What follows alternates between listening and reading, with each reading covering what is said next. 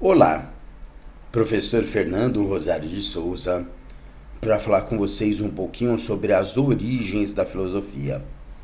Para a gente entender um pouquinho sobre as origens da filosofia, a gente precisa entender um pouco sobre os mitos. Os mitos, eles não podem ser considerados mentirosos. Os mitos são formas de se compreender a realidade de um ponto de vista inicialmente ficcional, imaginário, mas que o ensinamento é verdadeiro, sem querer mexer com a fé de cada um, porque isso é do âmbito pessoal. Mas, por exemplo, quando nós temos a história da criação com Adão e Eva no Jardim do Éden, é lógico que isso não é uma mentira, mas é um jeito de entender a realidade que mostra que existe o masculino e o feminino. Quando se fala, por exemplo, que foram 7 dias, 7 para os povos antigos, era o número da perfeição, 7 dias da semana, 7 notas musicais, 7 cores do arco-íris. Quando fala que a Eva foi feita da costela de Adão, se você for pensar, a costela as costelas são ossos que protegem coisas muito preciosas, né? O coração, a respiração, o sentimento, a vida, né? Ah, Dizer que o ser humano foi feito do barro, humus, em latim, talvez signifique que a gente deve ser humus ano, humano, humus iude, humilde, reconhecer que a gente é da terra e que a gente não é sobrenatural. Mas enfim, não é uma aula de teologia nem de estudo dos mitos. Eu só estou dizendo que o mito, ele é um jeito de compreender a realidade. Talvez um jeito atemporal, um jeito que não recorre a argumentos lógicos, mas recorre a aspectos mais emotivos, mais ligados a metáforas, tá? Vai chegar uma hora que para os gregos a explicação por meio de mitos será insuficiente. Talvez como para quando uma criança, a explicação de que o papai plantou a sementinha no vasinho da mamãe para gerá-la, chega uma hora que seja insuficiente. A sementinha precisará ganhar outro nome, o vasinho ganhará outro nome, né? Para convencer mais a argumentação da criança que está crescendo. Quais são as grandes características do mito? Descrevem a origem e o funcionamento do universo, incluem intuição, imaginação, emotividade, fabulação. Narra episódio um tempo passado remoto, era uma vez, um belo dia, né? Distorce aspectos da realidade cotidiana, normalmente serpentes não falam, por exemplo, mas em todos os mitos de várias tradições existem essas alegorias. Inclui seres e fenômenos sobrenaturais, ou seja, aquilo que não pode se explicar naturalmente, que está sobre a natureza, requer uma explicação acima da natureza. Tá. Por que para os gregos ali, do século VI a.C., isso começa a ser insuficiente? Já imaginou você avisar que o seu navio afundou com uma carga cheia de azeite porque Poseidon estava bravo? Já imaginou você imaginar que você perdeu a carga do azeite porque o deus do comércio não estava satisfeito aí com a sua transação? Eles começam a ter uma escrita para fazer contratos, uma escrita que pode ser até entendida por outros povos.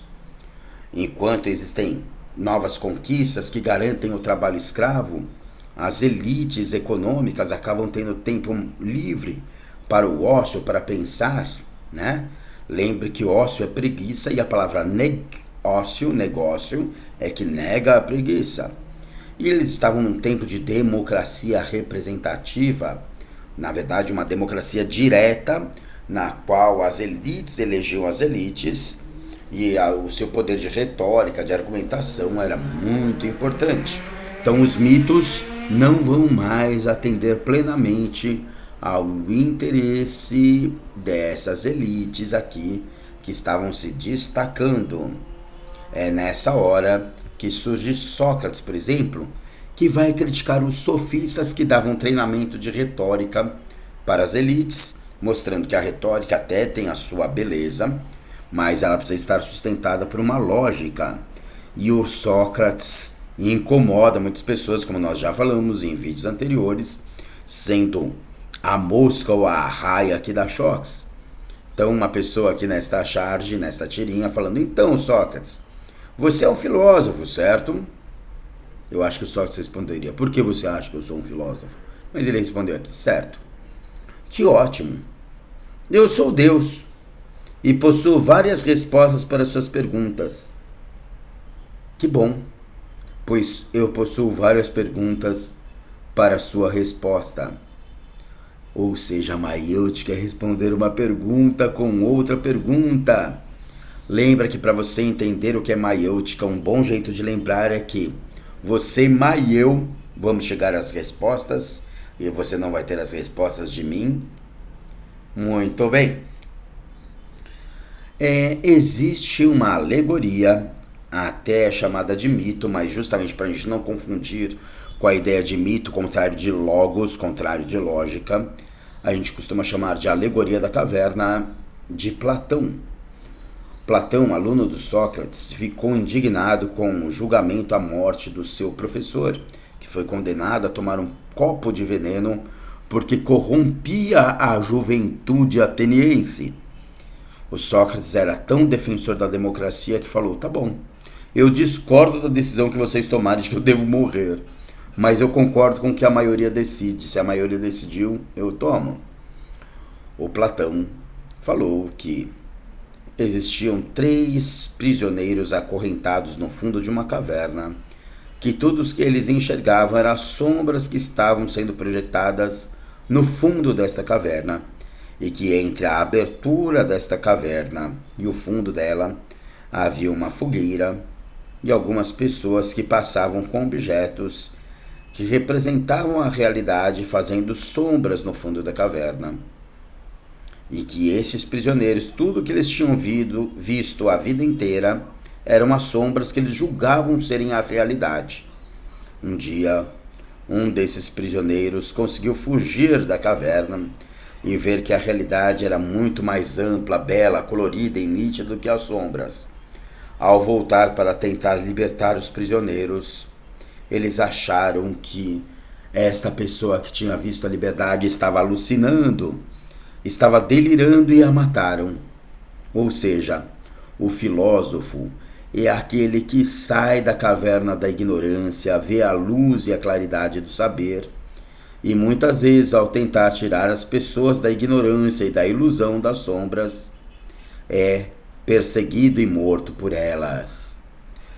Muito bem, pessoal, espero que esta breve explicação sobre as origens da filosofia tenham lhes ajudado a gostar mais desta linda disciplina. Um abraço e até a próxima!